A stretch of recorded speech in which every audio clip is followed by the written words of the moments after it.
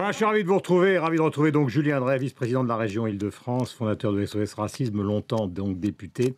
Julien Drey, on a le sentiment que le Front National est en train de remplacer dans l'électorat populaire totalement le Parti Socialiste. Est-ce que ce n'est pas pour vous qui militez au Parti Socialiste depuis des années la catastrophe annoncée? Bon, c'est pas un phénomène nouveau que le Front National mord sur un certain nombre de catégories. À ce point-là, quand on voit les dernières partielles, c'est énorme. On sait qu'aujourd'hui, il y a effectivement de la déception, du désespoir. On voit bien le contexte économique dans lequel on est. Donc il y a effectivement aujourd'hui un challenge qui est lancé à l'égard de toutes les forces démocratiques, d'être capable d'offrir des alternatives, parce que le vote pour le Front National, c'est essentiellement et avant tout un vote de désespérance. Oui, mais le fait que François Hollande rencontre les Français dans des déplacements qui vont se multiplier, est-ce que c'est vraiment une réponse suffisante pour éviter ce remplacement du Parti Socialiste par le Front National dans l'électorat populaire? Non, je pense que c'est pas... C'est vous qui avez écrit ou dit que la gauche était en train de mourir. Oui, non, je dis, le président de la République, qu'est-ce qu'il essaye de faire? Il essaye de recréer les conditions, d'abord d'une plus grande proximité, parce qu'il a le sentiment qu'il a besoin d'être au contact, et ce contact, il est fait pour expliquer, pour entendre, et comprendre aussi, et en même temps expliquer ce qui est en train de se passer. La vraie question qui est posée pour notre pays, c'est qu'il est, en dehors du contexte économique, c'est le seul pays européen qui connaît une telle dépression, c'est-à-dire une absence d'espoir et un tel doute sur son identité, sur son avenir, sur sa place. Donc, quand on discute avec tous les observateurs économiques, quand on discute avec tous les investisseurs, ils disent qu'il y a un problème en France qui est différent d'ailleurs, c'est que les gens n'ont pas confiance. Voilà. Et donc c'est un problème d'autorité?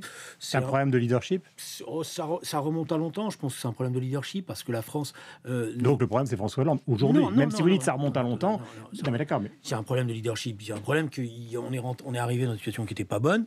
Les choses ne sont pas améliorées comme on pouvait l'espérer dès le départ. Et il faut maintenant recréer les conditions de ce changement d'état d'esprit. Et je pense que l'essentiel du travail que fait le président de la République aujourd'hui, c'est justement créer les conditions pour que cet état d'esprit change, qu'on retrouve des valeurs positives. Et quand j'ai dit la gauche se meurt, je l'ai dit dans ce sentiment-là. C'est que la gauche, pendant longtemps dans l'histoire, elle représentait le progrès, elle représentait l'espoir, elle représentait l'idée d'un avenir meilleur. Elle n'était pas totalement crispée sur une sorte de défense des acquis qui faisait que tout ce qui bouge devenait une menace. Donc actuellement, si je vous comprends bien ou si je vous écoute avec l'oreille fine, ça veut dire que le Parti Socialiste est finalement le pire ennemi du pouvoir incarné par François Hollande, Manuel Valls et Emmanuel Macron, si on prend les ministres importants. Je ne dis pas qu'il est le pire ennemi parce que je pense que le Parti Socialiste est un instrument utile. Je dis simplement qu'il a été une formidable machine à un moment donné pour gagner les élections et qui devient aujourd'hui une machine qui est quasiment paralysée.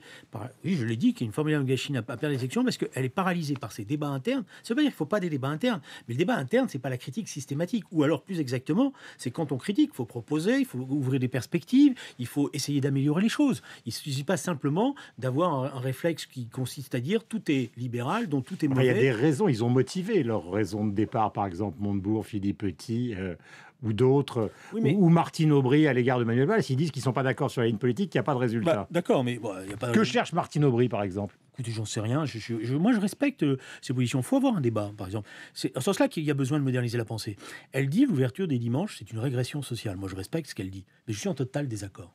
Je suis en total désaccord parce que c'est pas le fait qu'on ouvre 5 dimanches ou 12 dimanches, c'est l'état d'esprit que ça veut dire. On est aujourd'hui dans une société qui s'est modernisée, qui est très urbanisée, et la question de l'ouverture du dimanche, elle ne peut pas être posée de la même manière qu'on le posait au début du siècle. La question de l'ouverture du dimanche, c'est une liberté qui est ouverte. Moi, je ne crois pas que les gens sont des pavloviens. Je ne crois pas que parce qu'on ouvre les magasins du dimanche, tout le monde va se précipiter pour remplir son caddie. C'est pas vrai. C'est une forme d'organisation de vie. C'est une liberté qui est donnée. Alors, il y a des garanties sociales. C'est là où le rôle de la gauche est important. Donc Macron a raison. Évidemment qu'il a raison sur le principe de dire Sauf que pour une partie de la gauche, c'est l'antéchrist. Regardez, oui, mais bon, ça, c'est justement cette gauche-là qu'il va falloir qu'il change. Parce que c'est pas comme ça qu'il faut se comporter. Même quand on est la gauche de la gauche. J'ai été, pendant des années, je le suis, la gauche de la gauche aujourd'hui. Mais je dis, on doit pas faire ça, on doit comprendre le monde dans lequel on est. Voilà. Je vais vous donner un exemple très simple. Quand j'étais jeune, j'ai fait un mémoire de maîtrise sur les horaires flexibles. Vous savez, les horaires flexibles, voilà. Et j'avais découvert dans mon mémoire de maîtrise que toutes les organisations syndicales qui s'étaient opposées dans les entreprises à la mise en place des horaires flexibles, 2-3 ans après, au moment des élections professionnelles, elles étaient sanctionnées comme ce n'était pas permis. Parce qu'elles s'étaient opposées à une liberté. Ça a encore été le cas de Jean-Claude Mailly il y a à peu près 20 minutes sur l'antenne de Radio Classique. Et je connais Jean-Claude par cœur, mais je lui dis parfois de temps en temps qu'il faut qu'il ouvre les yeux sur la réalité du monde. Et que justement, l'organisation syndicale, dans l'affaire des travailleurs du dimanche, qu'est-ce qu'elle doit faire? Et c'est ça ça qui est important. Elle doit dire que ça ne peut pas être obligatoire. Premier aspect des choses. Et donc, s'il y a une obligation, il faut qu'il y ait tout de suite la possibilité d'une intervention de l'inspection du travail qui protège le travailleur ou la travailleuse qui ne veut pas travailler le dimanche. Elle doit demander des compensations. Et on doit travailler à ce que, justement, ceux qui viennent le dimanche, ça soit des jeunes. Et je dis ça, c'est important parce qu'on me dit la vie de famille. Voilà, on me dit la vie de famille. Mais moi, je vous dis, c'est pas les gosses de 13 ans ou 14 ans qu'on envoie dans les grands magasins. C'est des adolescents, c'est presque des adultes qui ont 18 ans, 19 ans. Et franchement, je pense qu'il y a beaucoup de jeunes qui, à 18, 19 ans, préfèrent aller travailler le dimanche plus tôt que d'aller faire le McDo le soir.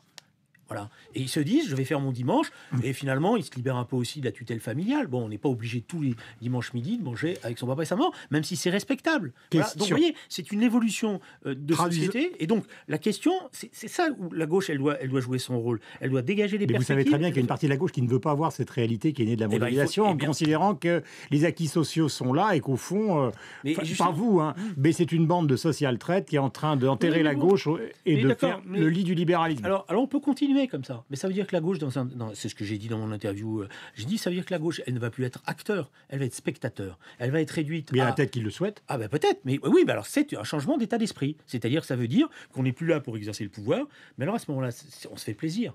Ben moi, je peux en rajouter. À ce moment-là, je peux en rajouter dans le... c'est ce que fait Jean-Luc Mélenchon, puisque finalement, il considère qu'il n'y a pas vraiment de différence entre l'UMP et le Front National et que les socialistes sont les sociaux-traites. Et moi, je préférais Jean-Luc Mélenchon, qui a été ministre de l'Éducation nationale et de la formation professionnelle, qui a fait des Lionel Jospin. Voilà, de Lionel Jospin, qui a fait des formules loi, et je reconnais que tout le monde reconnaît que ça a été un très grand ministre. Au Jean-Luc Mélenchon, que je regrette parce que je le connais par cœur, qui s'enferme dans des choses, d'après moi, qui sont des postures. Et je ne crois pas qu'il ait gagné en Saint-Jean, je dirais. Mais est-ce que vous êtes certain que Montebourg, Philippe Petit, Mélenchon, pardonnez-moi, que toute cette joyeuse bande, c'est pas une expression qui se veut méprisante dans ma bouche, mais Montebourg, Philippe Petit, Martine Aubry, Mélenchon, Cécile Duflot, à des moments différents, etc., est-ce que ce ne sont pas fondamentalement des gens qui ont, par exemple, une grande hostilité personnelle à l'égard de Manuel Valls et la ligne politique? Est-ce que c'est pas ça fondamentalement le problème? Je ne sais pas si en politique les hostilités personnelles existent, on le sait tous. Mais là, et il y a quand même mais je pense que c'est pas comme ça qu'il faut aborder les choses parce que. Mais c'est la question. Oui, la réalité, mais... Est-ce que c'est un fond d'un substrat idéologique ou est-ce que tout simplement un problème de rivalité? Mais il y a un substrat idéologique et il y a par ailleurs aussi, certainement, la manière dont on mène des batailles. Je vous prends un exemple. Moi, je pense que Arnaud Montebourg, comme Aurélie Philippe-Petit, aurait été plus intelligente et intelligent, de mener la bataille au début du quinquennat, notamment sur la question européenne, de ne pas accepter la manière dont on s'est positionné par rapport à l'Allemagne en acceptant le traité précédent sur la réduction des déficits. Montebourg l'a fait. Non, il l'a pas fait assez. Parce qu'à ce moment-là, il fallait peut-être pas rentrer dans le gouvernement. Il fallait peut-être dire, moi, je peux pas rentrer dans un gouvernement si vous signez ce traité-là. Mais il en avait envie. Il en mourait d'envie. Ah bah oui, il voulait être ministre de l'économie. Ah mais d'accord, mais voyez bien, le problème, c'est il faut savoir ce qu'on veut dans la vie. Moi, si on est membre du gouvernement, le paradoxe, si vous voulez, de la situation, c'est qu'Arnaud Montebourg a quitté le gouvernement au moment où il aurait pu avoir le plus d'influence dans le gouvernement. Parce qu'en ce moment, la bataille a lieu. Peut-être pas comme on voudrait, pas comme on fait. Il apporterait quelque chose. Voilà. Donc c'est aussi toute cette question-là qui me pose problème dans la manière dont on vit. Parce qu'il y a toute une série, vous l'avez dit vous-même, de postures. C'est-à-dire, il y a un certain nombre de gens que je connais par cœur, parce que je les ai vus tout petits, grandir, etc. Et je sais que aujourd'hui c'est ça, et demain ça peut être autre chose. Je pense qu'il y a une seule chose, 2017. Et Montebourg se dit finalement, s'il y a des primaires en 2017, si François Hollande continue à être décrédibilisé, j'irai. Cécile Duflot, qu'est-ce qu'elle pense? Exactement la même chose. Mais la question, et c'est pour ça que j'ai voulu intervenir en disant, mais il y aura peut-être des primaires, mais il n'y aura pas la gagne pour quelqu'un. Je veux dire, si on continue comme ça, la gauche risque, je le redis, d'être même pas arbitre, c'est-à-dire force d'appoint. Encore arbitre. Ça pourrait, mais c'est force d'appoint, c'est-à-dire qu'on n'aura plus autre chose que faire. Donc le moment est venu, je l'ai dit, de changer cet état d'esprit, de changer la méthode de travail. Je prends un exemple. Je vais vous donner un exemple très précis. Il nous reste 1 minute 30 et j'ai 2 questions. Alors je prends un exemple très précis. Un certain nombre de ceux qui contestent le projet de loi Macron contestent la question de la privatisation de l'aéroport de Toulouse. Moi, je suis venu ici vous le dire plein de fois, et vous me connaissez depuis un certain temps, vous avez entendu le dire. C'est bien quand vous faites allusion à votre taille, vous auriez grandi. Voilà. J'ai toujours considéré qu'il fallait être capable, quand on est de gauche, et de nationaliser et de privatiser. Eh bien, l'amendement, si j'étais parlementaire, que je ferais, c'est de dire que toutes les sommes désormais qui constituent des privatisations sont affectées à l'agence de participation de l'État pour permettre de nouvelles nationalisations ou pour permettre de nouveaux investissements. Nous pouvons relancer tout ce qui est la bataille, pas la bataille, mais tout ce rêve qui a été la conquête de l'espace. L'Europe a fait quelque chose de formidable, c'est passé quasiment inaperçu avec Rosetta. Il y a des marges, y compris sur le plan industriel, considérables qui sont possibles. Il faut faire des investissements en matière des instruments lourds, parce qu'en matière spatiale, les investissements sont longs à donner de la rentabilité. Ben voilà, l'intelligence, c'est ça. C'est de dire, si on privatise, alors on va s'en servir, non pas pour boucher les trous, mais pour relancer la machine. Ça, c'est de gauche. Et ça, c'est une gauche moderne. Question provocante. Malheureusement, il nous reste très très peu de temps. Je reviendrai, c'est pas grave. Voilà. François Hollande pense à sa réélection, Nicolas Sarkozy pense à son retour. Est-ce que finalement, l'un et l'autre ne sont pas, comment peut-on dire, à côté de la plaque? Pour ce qui est de Nicolas Sarkozy, je ne peux pas répondre parce qu'il veut revenir. C'est votre génération, hein, vous les connaissez très bien l'un et l'autre. Mais j'ai jamais douté qu'il voulait revenir. Moi, dès le départ, dès le 20h01, je pensais qu'il serait candidat, parce que je crois le connaître et je sais quel est son ressort, qu'il n'a pas pu supporter cette humiliation qu'il a défaite et qu'il voudra, je dirais, se rattraper. Bon, on va voir. Ça peut donner un très bon débat et un bon échange. C'est aussi ça, là. C'est des gens intelligents. Quant à François Hollande... Parce que c'est pas un mort qui ne s'en rend pas compte. Non, je crois pas.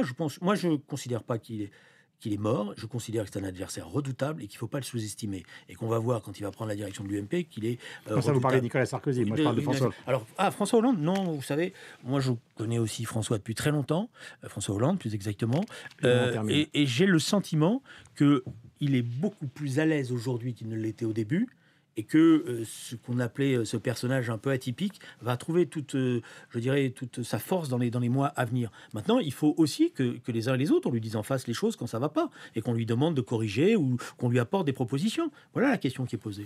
Julien André, donc en direct ce matin sur l'antenne de Radio Classique et de LCI. Merci, bonne journée à vous. Merci.